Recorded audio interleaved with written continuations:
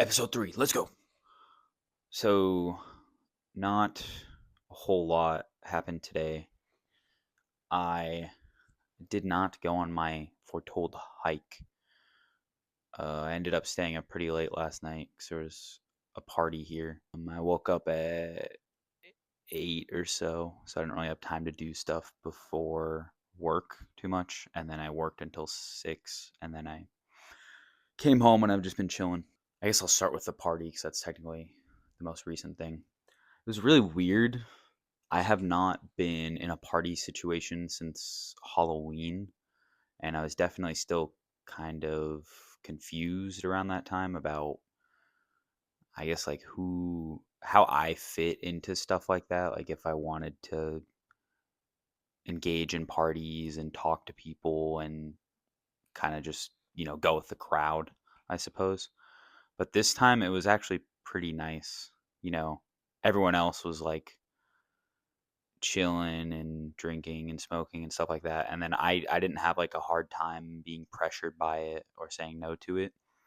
And I was able to still have good interactions with people, which was really cool. So it's like, if there's party opportunities, I don't mind being around and just, yapping to people, especially because some people open up a lot more when they're under the influence, and kind of just being there. And then it was also easy to just be like, okay, I'm peacing out. Like, it's late. I'm tired. I didn't have FOMO or feel bad from leaving, which definitely used to happen. So, first actual topic is the gym. So, what I'm going to do gym wise is I'm going to do like the bare minimum to maintain my health, essentially. I I don't know why the idea. I guess because I was, like I said, I was going back and forth with like, okay, what am I doing the gym for? Am I doing it for? I'm literally just doing it for me. Like, I do it because I enjoy it and because I want to look good. And I was like, this is a stupid desire. Like, I don't know why it took me so long, but um, I was like, I'm literally spending so much time that I could be spending more productively doing other things.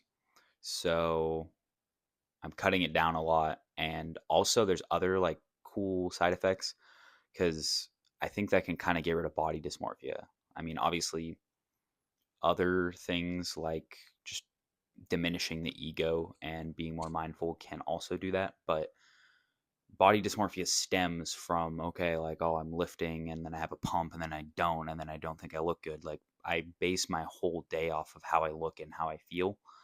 Whereas now it's just like a kind of secondary factor. Like, it's just something to do.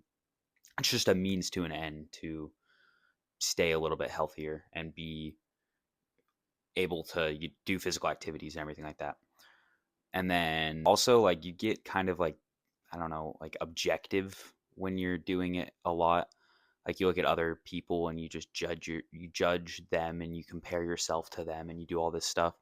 And I feel like that will kind of just disappear when I stop lifting for the sole purpose of trying to put on muscle and doing all this. And it's like, at the end of the day, it really doesn't matter. Like, I can, I really don't have to be happy with my body. It's an ego thing. It's literally, it all goes back to ego, which we'll talk about at the end. The next one, this one really has me excited too. I might talk about it tomorrow, but I think I'm going to make a very big life change soon.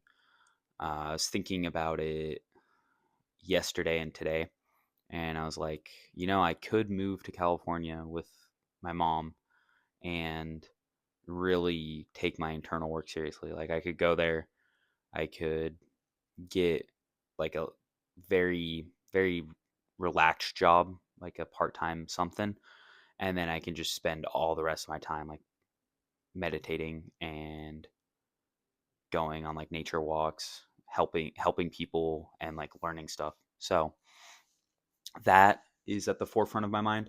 And today I was thinking, like, just like, screw it. What if I just kind of drop everything and just see what happens? Like, I really want to test this manifestation thing.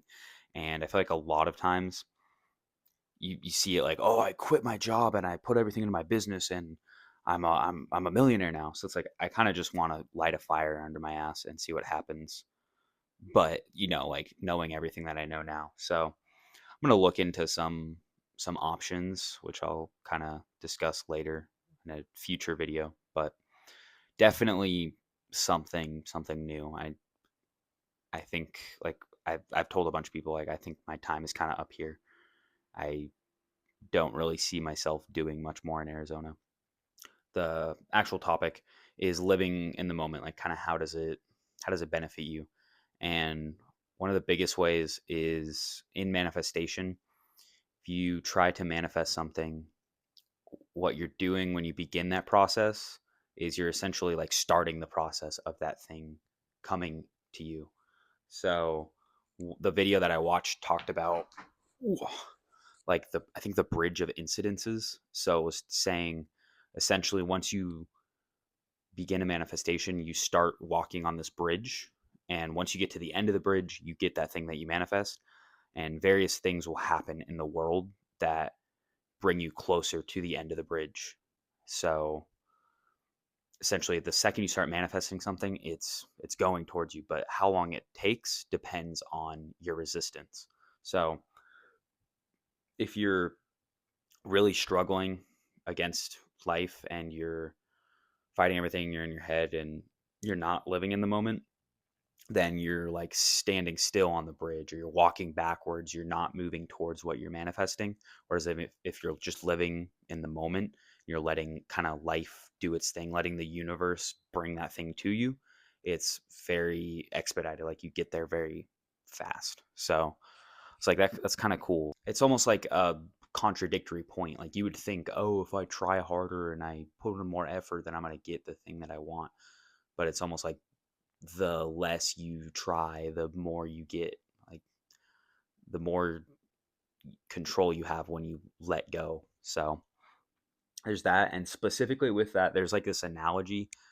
I was trying to look it up because I thought it was from like Breakfast with Seneca or it was like a quote from Seneca or something, but I couldn't find anything in my like very brief research. But from what I remember, the quote was basically saying that life or the universe is like a horse-drawn cart going up a hill.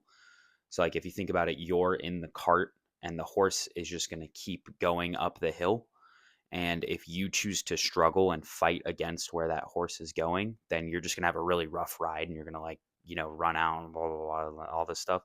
But if you just choose to sit in the cart and let it go up that hill, then you're going to have a much smoother time. Like you don't have control, but you have the illusion of control. Like you can get out of the cart, you can walk around, but you're tethered to the cart essentially.